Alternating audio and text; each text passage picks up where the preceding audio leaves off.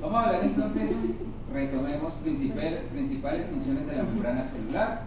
Tenemos la función de permeabilidad, ¿cierto? Ya vimos que las membranas celulares, si se caracterizan por algo, es por su permeabilidad, su selectividad, ¿cierto? Por eso ahí está el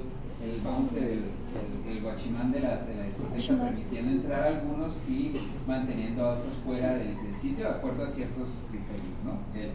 La célula tiene también sus criterios.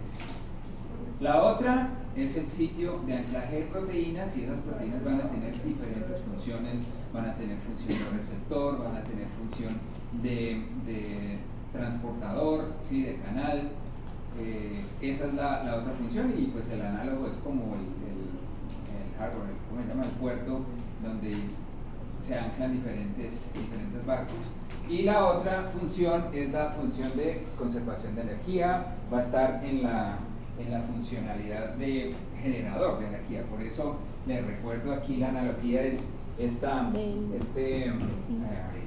turbinas, ¿cierto? Que utilizan esos conos que permiten canalizar el agua, ¿sí? Por su energía potencial, el agua entonces baja a través de ese canal y mueve la turbina y genera energía. Entonces tenemos estas tres grandes funcionalidades de la membrana, ¿cierto? Hablemos de esa primera, el de la permeabilidad. Y bueno, la membrana, por su carácter lipídico, ¿cierto? Ella tiene diferencias en las moléculas que permiten que pasen y crucen a través de ella.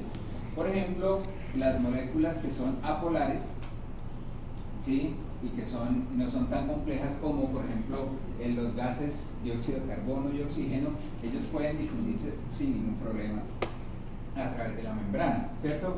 Las moléculas hidrofóbicas, ya un poco más complejas como el benceno, ellas que son apolares también, ellas también pueden cruzar a través de la membrana sin ningún problema. A medida que empezamos a avanzar en el carácter polar de la molécula, se ve ya más difícil la permeabilidad de esa molécula. El agua, por ejemplo, el agua puede entrar, el etanol puede entrar, pero ya a una velocidad muchísimo más baja que las moléculas hidrofóbicas. Pero ya cuando hablamos de moléculas polares, esta es polar, pero no es tan compleja como, por ejemplo, un carbohidrato. Esa ya es polar, los carbohidratos son polares, y los carbohidratos sí no pueden pasar a través de la membrana por difusión facilitada, ellos no.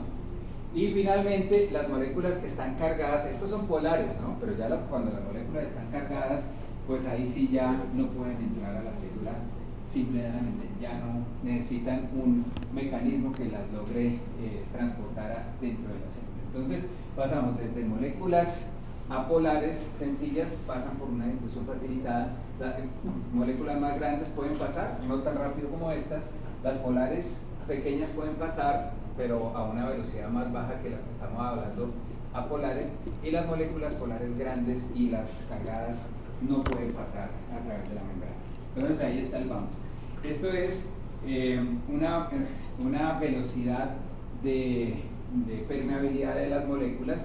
Entonces vemos que entre más cargada esté la molécula, se va a demorar muchísimo más el paso, ¿cierto? No va a ser permeable la molécula en la célula, y a medida que aumentamos su apolaridad, pues puede pasar mucho más fácilmente, más rápidamente a través de la membrana.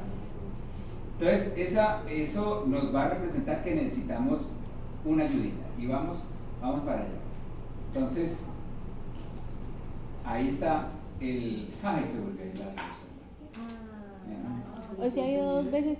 No, que como 6 veces. ¿Sí? Entonces, ¿quién le ayuda a la célula a transportar las moléculas que necesitamos? Por ejemplo, una célula sí o sí necesita glucosa, ¿sí? Necesita la glucosa para convertirla en fuente energética. Pero ya vimos que la glucosa es polar y la glucosa no puede pasar. O sea, las moléculas polares grandes no pueden pasar a través de la membrana. Y las moléculas cargadas no pueden pasar, necesitan también un ayudador, y para eso están estas proteínas. Las proteínas, una fracción de las proteínas de membrana están ayudando justamente en resolver el problema de la permeabilidad, y ese problema pues básicamente les va a dar la funcionalidad de transporte, ¿no? Entonces son proteínas que están trabajando en el transporte de las moléculas a través de la membrana. Entonces recordarles que esto era de su biología, pues que el transporte de moléculas a través de la membrana, vamos a tener varios tipos de transporte. Vamos a tener la difusión simple, como el dióxido de carbono, el oxígeno, ellos pueden cruzar la membrana por difusión simple, ¿cierto? La otra es difusión facilitada, pues vamos a requerir un transportador que nos lleva del componente externo al componente interno, y el siguiente es el transporte activo. Yo no sé si ustedes pueden ver aquí un patrón en el tipo de componente que se está transportando. No sé si lo pueden ver ahí, ¿cierto?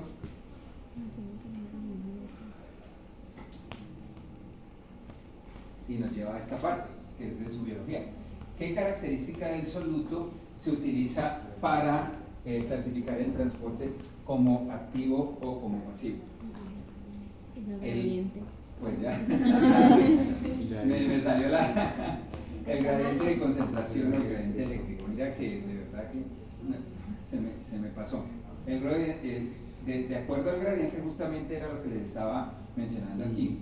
Miren, en estas figuras tenemos el soluto, ¿cierto?, más concentrado en un lado de la membrana que en el otro. En este caso está más concentrado en este lado que acá, ¿verdad? Dependiendo de cómo esté la concentración a un lado de la membrana o al otro, pues podemos tener diferentes tipos de transporte, y eso es lo que va a definir esta última parte de la clase. Entonces, para el transporte de membrana, para el transporte de membrana vamos a tener entonces varios tipos. Vamos a tener el transporte pasivo, que se hace por difusión simple o difusión facilitada. El transporte activo, que se va a hacer de manera primaria por bombas, secundaria por cotransportes, y eso nos va a llevar a la definición de tres tipos que se llama uniporte, simporte y antiporte. Y finalmente, y eso ocurre mucho en organismos como nosotros complejos, que es el transporte vesicular, que entonces ahí utilizamos, ya son vesículas que están rodeadas por membrana celular, que sirve para hacer endocitosis o exocitosis. ¿Sí? Entonces vamos a hablar del transporte. Esta es un buen resumen de todo lo que vamos a ver de aquí hasta el final de la clase, el tipo de transporte. Y eso va a definir varias de las proteínas que vamos a ver. ¿Listo? Entonces, pasivo, difusión simple, difusión facilitada, activo. Entonces vamos a utilizar, claramente vamos a utilizar una fuente de energía para poder movilizar el soluto, y el vesicular pues va a ser masivo, pero ese transporte vesicular sí está reservado para ciertos tipos celulares. ¿Listo? Listo. Entonces vamos a mirar, bueno, ya vemos que el de difusión simple era el transporte del dióxido de carbono, del oxígeno a través de la membrana, siempre simple y llanamente por su gradiente de concentración. Está más concentrado fuera de la célula adentro, pues entonces se mueve de afuera hacia adentro. Si está más concentrado de adentro hacia afuera, se mueve de adentro hacia afuera. Eso va a ser básicamente la difusión simple. Vamos a hablar de este tipo de proteínas de membrana, ¿sí?, que son los canales. Ahí vamos a definir dos tipos de proteínas de membrana que nos van a ayudar a transportar los solutos. Una es el canal, ¿sí?, el canal, y el otro va a ser el transportador como tal. Si se dan cuenta, estructuralmente se ven diferentes, ¿no? Si ven, en el caso del canal, ahí en la figura que les estoy mostrando, ¿cierto?, tenemos el soluto más concentrado en una región, menos concentrado en el otro. Vemos que cuando se abre permite el paso del soluto de la región concentrada a la región de baja concentración.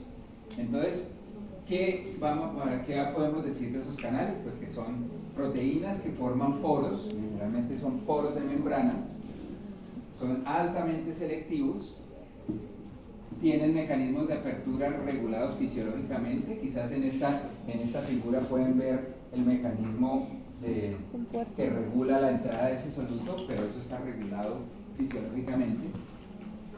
Y ojo con esto, una vez se abre el canal, se abre en ambos lados de la membrana. Eso es otra cosa característica. El canal se abre pues como un canal, ¿no? Entonces ya puede pasar fácilmente el soluto de manera simultánea. Eso es algo fundamental. Y lo que les había dicho hace un segundo, se mueven de acuerdo a su gradiente electroquímico. Eso es algo que caracteriza a los canales. Y ya en términos de la rapidez en la que fluye, eso sí depende del tipo de canal. Eso sí no es algo que ustedes puedan decir, no, eso entra rápidamente, no, eso depende del canal, a la velocidad a la que el soluto está entrando o saliendo de la célula. ¿Listo? Entonces aquí, por ejemplo, tenemos un ejemplo. Recuerden que están regulados fisiológicamente. Un mecanismo de regulación fisiológica puede ser el voltaje, ¿cierto?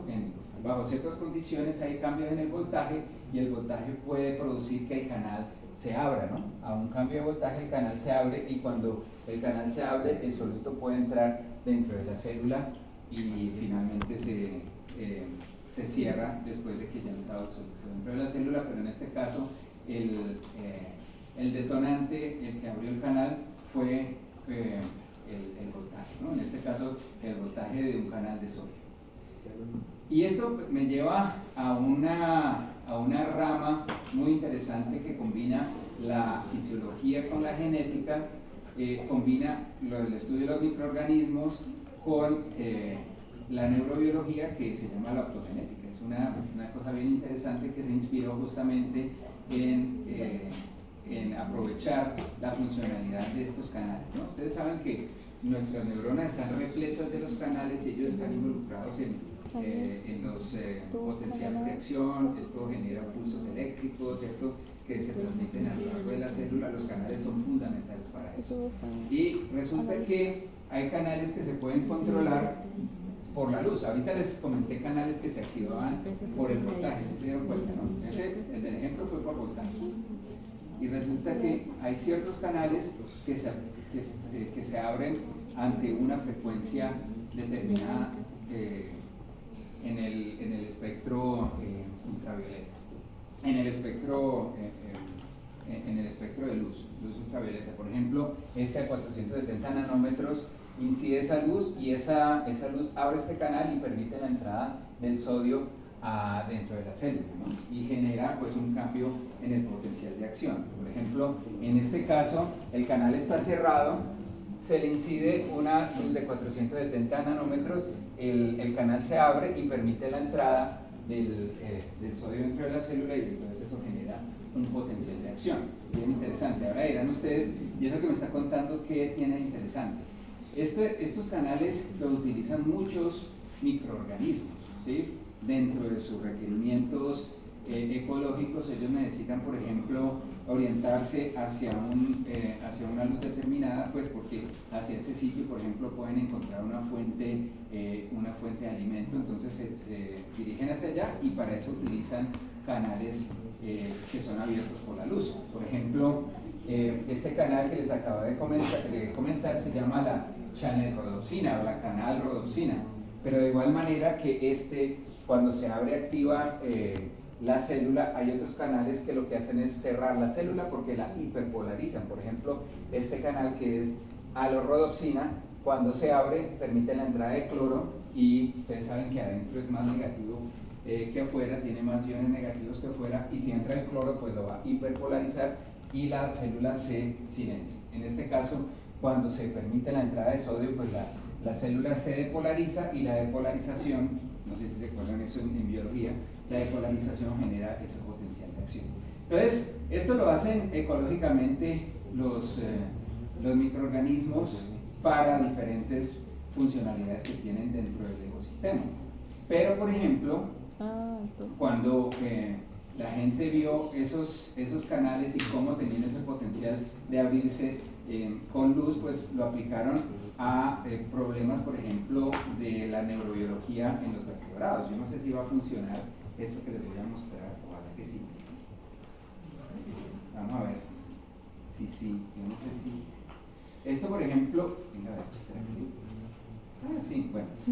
Esto, imagínense que por ingeniería genética se creó un pececito que lo que hicieron fue introducirle dentro de su genoma un gen de esa que se llama la canalrhodopsina, ¿sí lo vieron, no? La canalrhodopsina, ella permite la entrada del sodio dentro de la célula. Entonces lo que hicieron ellos fue, bueno, nosotros, fue expresar esa canalrhodopsina en la pituitaria, ¿no? En la región que está involucrada en la producción de las hormonas del estrés, ¿sí? Entonces, de esa manera, pues digamos, lo que queríamos generar era un modelo de pececito que cuando se le incidiera la luz de 470 nanómetros, pues el pececito generara una condición de estrés sin que necesariamente hubiera un verdadero estresante afuera, ¿no? Por ejemplo, un pez más grande va a estresar el pez y el pez queda cerrada, ¿no?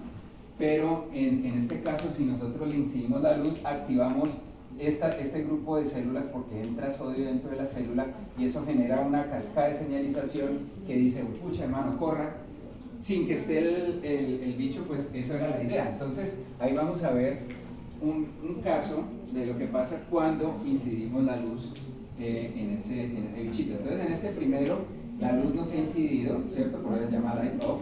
Pues vemos que el pececito tranquilito, ahí está, está nadando, tranquilo. Y aquí activamos, activamos la luz a 470, que se supone que ahí le va a decir al man, corra, ¿no? Sin que haya ningún estresante. ¡Ay! No. Miren. A este le llamamos el efecto lavadora. Pobrecito, profe. Y la única diferencia fue que le metimos el gen dentro del genoma.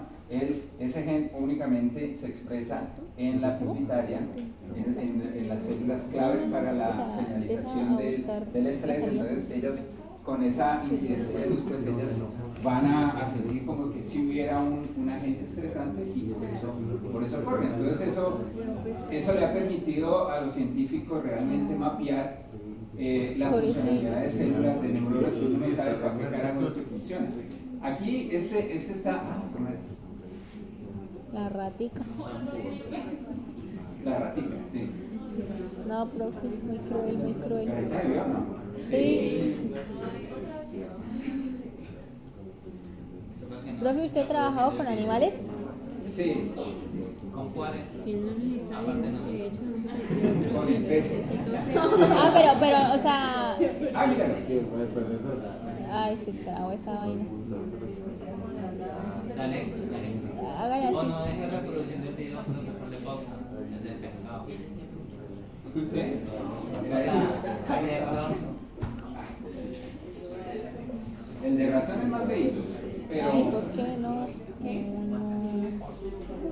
¿He trabajado con ratones? No, yo con ratones no trabajo. Espere, salió otra vez. Suave. Dele para adelante. No. ¿Qué porquería, Oscar? Pero qué raro, porque ahorita sí lo hizo, ¿no? Sí, espere, a O ver. sea, pero tú dejaste el video reproduciéndose del pescado. No, ya está. Deja reproduciendo el primera vez. Y lo pasas. Porque ahorita. Páselo. A ver, pasa la diapositiva. Ya pasó. A ver. Tampoco, qué horror. Y la siguiente, dele otra vez. Bueno, después les muestro. En este Es que creo caso que usted del le dio ratón, dos que ese sí veces, yo no- creo que le dio dos veces al pasar la diapositiva. ¿Para ver el del ratón? Sí, es que es para eso. Ah, no. ¿No? Y si te vuelves. Míralo, ahí está. O sea, Dele dos veces para... Está trabado. Bueno, ¿qué le pasa al ratón? ¿Qué le pasa al ratoncito? Bueno, si quieren después les muestro aquí, pues lo que pasa es que se utiliza para mapear regiones del cerebro que están involucradas en, por ejemplo, en atención, ¿sí? Regiones del cerebro que te dicen come, regiones que te dicen no comas, ¿sí? Y entonces en este caso el ratoncito, pues que no luce tan sano, se le hace una operación para meterle un electrodo en el cerebro para que incidan las células que uno quiere que respondan, ¿no? Entonces le incides la luz y activas artificialmente esas neuronas y mires a ver cuál es el correlato comportamental del ratón. Entonces, en ese sentido, tú puedes, por ejemplo, hacer que un ratón que no es agresivo se vuelva agresivo. O decirle al ratón come cuando no tenía que comer, ¿no? O decirle al ratón no comas cuando no tienes que comer. Entonces ahí, claro, van mapeando, vea, esto está involucrado en el deseo, esto está involucrado en esto, porque en la neurobiología eso es lo interesante, que hay muchas regiones que no sabemos para qué sirven en el cerebro, pero eso sí. Pero no los quería asustar con eso, pues pasemos a la siguiente parte. Entonces, bueno, ya vimos los transportes, los canales, entonces ahora hablemos de los transportadores. Ahí sí que podemos ver una diferencia estructural en el transportador versus el canal. ¿Sí lo pueden ver? Sí. ¿Cuál es?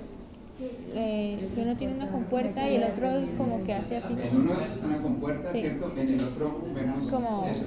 Ya con eso ustedes podrán decir, ahí ya yo puedo medio intuir cuál puede ser la función, ¿no? ¿Cierto? ¿Cuál puede ser la función de estas moléculas transportadoras? Entonces en los transportadores, ¿cierto? La apertura es secuencial. Una vez el transportador dice que hay que activarse, pues la apertura debe ser secuencial después de la membrana de del sustrato. ¿Qué quiere decir secuencial? Primero une en un lado de la membrana y después lo entrega en el otro lado de la membrana. Mientras en el canal se abre simultáneamente, esa palabra simultáneo es clave, en el transportador tenemos esto, ¿sí? La une y la bota, ¿sí? En el otro se abre y entra todo. Entonces claramente eso sí que va a implicar también una consecuencia, ¿cierto? Bueno, si bien es cierto que son altamente selectivos y también están regulados fisiológicamente, aquí el lío es que los sustratos se pueden mover en contra de su gradiente electroquímico, ¿sí? Mientras en el caso de los canales se abría y la entrada del soluto iba a favor del gradiente, eso quiere decir de lo más concentrado a lo menos concentrado. En los transportadores esto sí ya no es necesario. En los transportadores, incluso si aquí está altamente concentrado y aquí bajamente concentrado, cuando el transportador se activa, pues lo saca es de la de menos concentración a la de más concentración, ¿sí? Entonces eso permite el transportador. Entonces, si bien es cierto, en el canal la diferencia de gradiente es la que va a potenciar el movimiento del soluto, pues en este caso no vamos a tener esa ventaja. Recuerden la represa, ¿no? El agua, la energía potencial del agua es la que se utiliza para mover la turbina, ¿cierto? En este caso, en los canales, pues esa energía potencial es la que sirve para potenciar el movimiento del soluto. En este caso no vamos a tener esa energía. Por lo tanto, necesitamos una fuente de energía para ese movimiento, ¿sí? Por ejemplo, la energía electroquímica, la luz o el ATP, pero incluso la energía potencial cuando hacemos cotransporte. Ya voy para allá. A ver, creo que los videos no están funcionando. La bomba sodio-potasio es la... Pero es de pronto es por el internet. Ah, esa pues, claro. Sí. Sí. Bueno, vean el video de la bomba sodio-potasio. Algunos dibujitos, ¿no? Puede ser. Ay, mira, ahí volvió. ¿Qué hora es? 5:54. Les cuento que está muy chinchoso este punto. Está chinchoso. Súper chinchoso. ¿Qué es chinchoso? Calzón. Pero será por el internet, ¿no? Y si sale y vuelve a entrar a la presentación. La otra sería convertirlo a PDF, mostrar como PDF. Sí, o sea, una presentación de PowerPoint o algo así.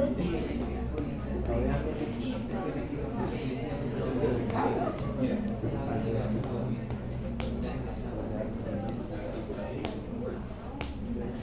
Bueno, aquí tenemos, por ejemplo, dentro de los transportadores primarios, pues ellos van a transportar, ¿cierto? Un sustrato, como en este caso, este transportador ABC que se llama ATP Binding Cassette o el cassette de unión al ATP. Este cassette, ellos por ejemplo se utilizan para transportar muchas de las de solutos que están en el periplasma, ¿cierto? Por ejemplo la maltosa, se unen a una proteína de unión que ella lo transporta a través de este transportador que utiliza el ATP, hidrólisis de ATP, para transportar este soluto a través de la membrana. Esa es una de las funciones. El otro que estuvimos viendo son este tipo de transportadores, ¿cierto? Que utilizan, que están exportando los protones fuera de la célula en contra del gradiente de concentración. Ellos también son transportadores, a pesar de que en la figura parece como si fueran canales, son transportadores. Y esto pues entonces nos lleva a definir 3 tipos de transporte, y con eso terminamos. El transporte en donde el transportador está movilizando un solo soluto a través de la membrana, pues es lo que se llama un uniporte, ¿sí? Cuando estamos movilizando 2 solutos, uno en la misma dirección, o sea, ambos solutos en la misma dirección, es lo que llamamos un simporte, pues porque aprovechando que está la proteína, pues lo movemos los dos a la vez. Pero también podemos movilizar los 2 solutos, uno en una dirección y el otro en otra dirección, y eso es lo que se llama un antiporte, ¿sí? Entonces, uniporte, un solo soluto. 2 solutos van a ser o simportes si ambos se mueven en la misma dirección, o antiportes si uno se mueve en una dirección y el otro en otra. Por ejemplo, este que acabamos de ver es uniporte, ¿cierto? Y en ese caso pues requiere el ATP, pero resulta que en algunas situaciones podemos tener el movimiento, ¿cierto? El movimiento en contra del gradiente de concentración, cuando el otro soluto se mueve a favor del gradiente de concentración, ¿sí? Ese es el que le da la energía. Entonces, si bien uno se mueve a favor del gradiente, esa es la energía que se utiliza para sacar el otro en contra del gradiente. Esos son, por ejemplo, muchos mecanismos que utilizan los antiportes. Se aprovechan de la energía potencial de mover uno en una dirección para sacar el otro en la otra dirección, ¿sí? Esos son los antiportes. Muchos de los importes utilizan también energía liberada por el ATP. Esos son los 3 tipos de movimiento. Recuerden que en este caso pues son los que se abren de manera secuencial. Bueno, listo. Y pues entonces estos son los tres fundamentales. No sé si tienen alguna pregunta. Me sacó la piedra eso.